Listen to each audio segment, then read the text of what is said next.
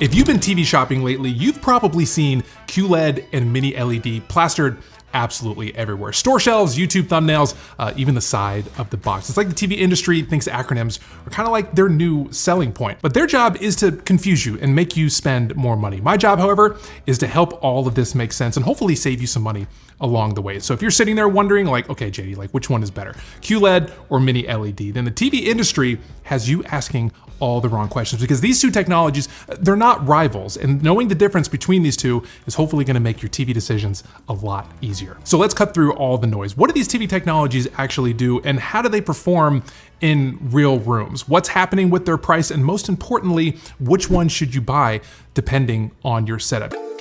All right, so as I mentioned, like QLED and Mini-LED, they're not rivals. I say this again because it's important to know so these companies don't trip you up. In 2025, there are new QLED TVs being sold. There are new Mini-LEDs being sold, and then there's new TVs that are being sold with the technologies combined. And you'd think that the sum of both parts would equal a more expensive TV, but that is where you would be wrong. QLED on its own, it's all about two things. It's about color and vibrancy. Regular LCDs, they can just look washed out. But if you add a layer of quantum dots, which is what the Q stands for in QLED, and suddenly everything is going to get brighter, more vibrant, and just more color accurate. The HDR is gonna pop more reds, stop looking orange, and everything else feels a little bit closer to OLED and color accuracy without that OLED price. Traditional QLEDs use direct LED backlights, and that means that QLED sets are very bright and colorful, but the contrast in those, it's not that great. Mini-LED, however, is all about brightness and contrast. Those direct LED backlights had maybe like 50 to like maybe a few hundred local dimming zones. And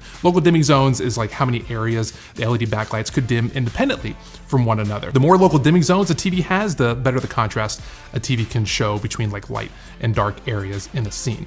When Mini-LED came along, it shrunk those LEDs way down. So now you can pack thousands of local dimming zones behind that panel. And that allows for a lot more precision control. Highlights are gonna shine where they're supposed to, shadows stay dark, and the screen stops looking like it's covered in a gray filter. Both of these TV techs, they solve fundamentally different problems, but when you put them together in something like, for example, like the TCL QM8K, Samsung's like Neo QLED TVs, or Hisense's U9 series, all of those use quantum dots for color and Mini-LED for the backlight for that brightness and contrast. And that's why when people ask me like, which one should I buy, like QLED or Mini-LED? And the honest answer for me is just get both. But again, the TV industry is still out here trying to confuse you, and this is where things start getting really weird on the pricing side. So let me show you some real numbers for what I've been shopping for. Now, as of the filming of this video, the TCL QM6K Mini-LED costs about $500 for a 55-inch set. And that TV has absolutely no business being as good as it is for that price. It has thousands of local dimming zones, it's got the quantum dots, 144 hertz for gaming. Meanwhile, Samsung's Q8F QLED, which is just quantum dots without the Mini-LED backlighting, runs $649 for the same size. So like the premium Mini-LED costs $150 less than like a standard QLED set. Step up to the 65-inch models and the pricing is still really weird. The Hisense U8 Mini-LED, which is a really great set, sells for like $900. And when you compare that to Sony's X90L QLED, it's the same price at $899. So like, what's really happening here?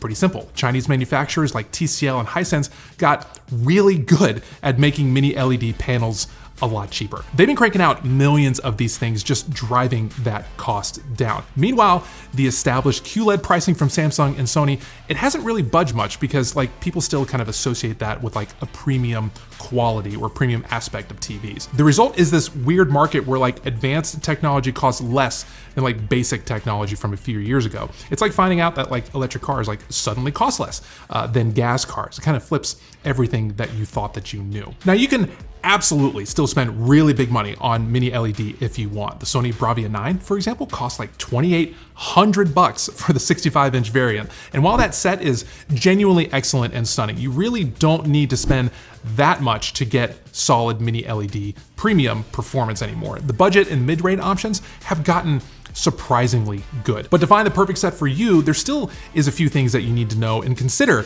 aside from whichever acronym is printed on the side of your TV box. Bright living rooms are where you will find raw brightness is truly the king. If you've got like a lot of sunlight coming in through every single window, a dim TV might as well just be a mirror on your stand. Samsung's Q8F QLED hits around 1,000 nits, which is certainly bright enough for like most rooms, but TCL's QM7K Mini LED gets well over 2,200 nits for about like $50 less than the Samsung. So it's not necessarily about which acronym that you pick, it's about checking the actual brightness numbers. But what about when you like transition to like night viewing or even like kind of like a lightly dim room like what I'm in right now? This is where Mini LED is really going to shine. With a couple of lamps on, like those dimming zones are really going to matter. Watching something like, say, like the Batman, like the difference was really obvious. On a cheaper QLED set, Gotham looks like it's always covered in fog, more so than it normally would, I guess. On a Mini LED, those shadows stayed dark, while those neon signs and headlights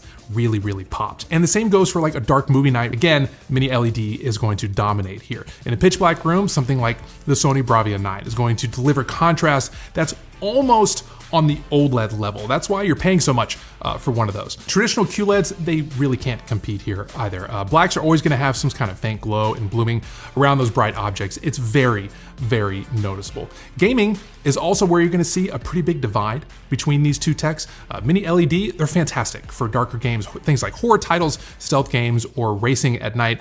It's gonna look more immersive because the shadows stay detailed instead of turning into like a muddy mess. QLED, however, will still look really great in like bright and colorful games. So like sports, fighting, and like platformers, they really pop with the rich colors. So if you're playing, say, like maybe like a Nintendo game or something like that are traditionally just explosions of color, it's going to look really great. But with most games today, refresh rates, they're going to really matter. TCL's QM6K, for example, supports 144 Hz natively, and the QM7K can go even higher, and that's pretty rare at these price points. That makes them really great for PC gamers or anyone, you know, sort of chasing smoother gameplay beyond the typical 120 Hz you might find on other sets. Input lag is also similar across both technologies, usually somewhere between 10 to 20 milliseconds in game mode, so responsiveness isn't really a huge problem. So while QLED is great for certain gaming situations, Mini LED just edges QLED out in basically every way here as well. But when you combine both of those techs, that's where the gaming experience really gets leveled up. Okay, so if it seems that Mini LED with QLED, sometimes referred to as like QLED Mini LED, seems to be the best version across the board, why is it priced so aggressively? Why is it so much cheaper than something like a traditional QLED or some traditional QLEDs at least? We don't really live in a world where like newer, better versions of products are cheaper than the older ones, so this is a little weird. Well, I'll give you a little context so maybe the current market will make a little bit more sense. So back in 2013, Samsung tried releasing an OLED TV, and the combination of poor sales and expensive manufacturing just caused them to stop making them for like nearly a decade. Instead, Samsung focused on QLED, which was Samsung's way of being like, we can compete with OLED without having to kind of like make it ourselves.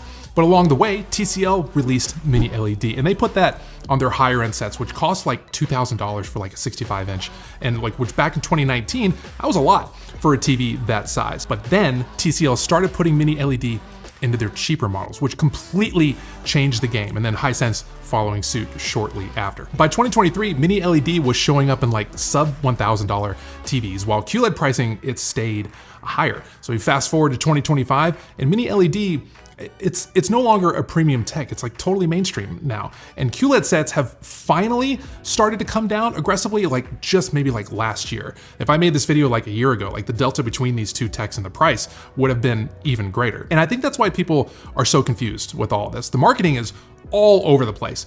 Companies have started to realize that like standard QLED TVs with direct backlighting, they simply just can't compete with Mini LED, and the sales are slowly shrinking, yet they still market these QLED TVs every single year as some like premium or equivalent purchase to like a Mini LED. Now, don't get me wrong, there is a place for QLED TVs. I'm not saying that the tech should just like go away.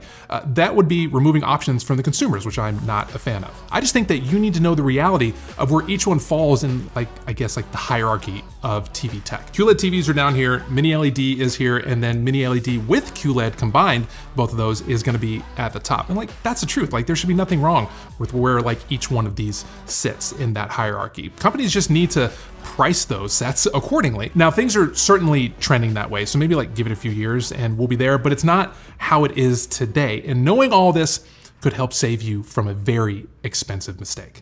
Okay, So after all that, here is the bottom line. If you're only watching TV in like a very bright room, say like a living room or like family room with lots of windows, don't get hung up on the acronyms. Just take a peek at the brightness and the price. Some QLEDs are going to be brighter and cheaper than mini LEDs, and vice versa.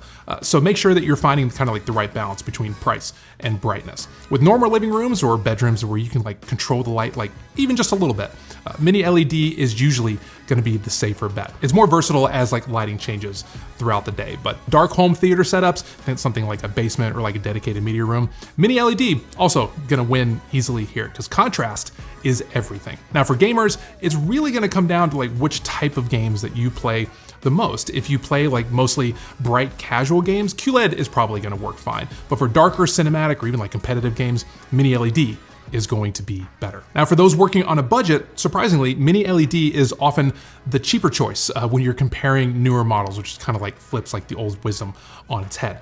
However, if you want a bright set for like casual viewing and could care less about contrast levels, then you can find some really great QLED TVs from a few years ago at really, really low prices. Now for recommendations based off of everything that I've tested, here are some standout options that I've found. For the best value, the TCL QM6K for $500 at a 55-inch set, you get quantum dots, mini LED, 144 Hz gaming, HDR that looks really good. The viewing angles, they're not necessarily the best, but for the money, that set is a steal. It also makes skin tones look really, really good as well.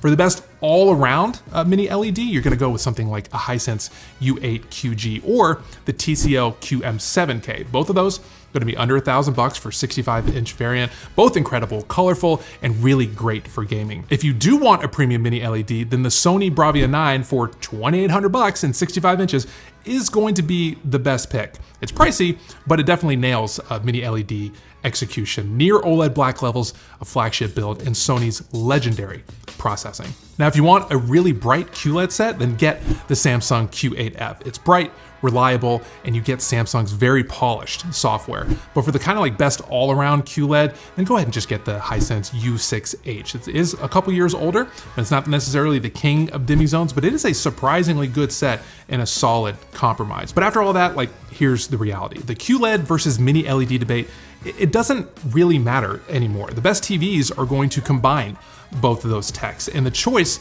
should come down to how you use your TV. Are you gonna be like fighting window glare during like Sunday football? Are you gonna be turning the lights down for movie night? You're gonna be gaming until 2 a.m.? That should guide your choice, not necessarily which acronym is gonna be on the side of your box. So just stop stressing about the acronyms, stress over whether you're gonna be watching Superman for the 4th time or start another episode of the Great British Baking Show on your TV like we do in my house. Like, for the record, I wanted to watch Superman and my wife wanted to watch Great British, so we compromised, and we're now on episode 3 of Great British. But when it comes down to which TV tech to choose between QLED and mini LED, you don't need to compromise. If the price makes sense to you, get the one that has them both. So thank you so much for watching, and I'll see you in the next one.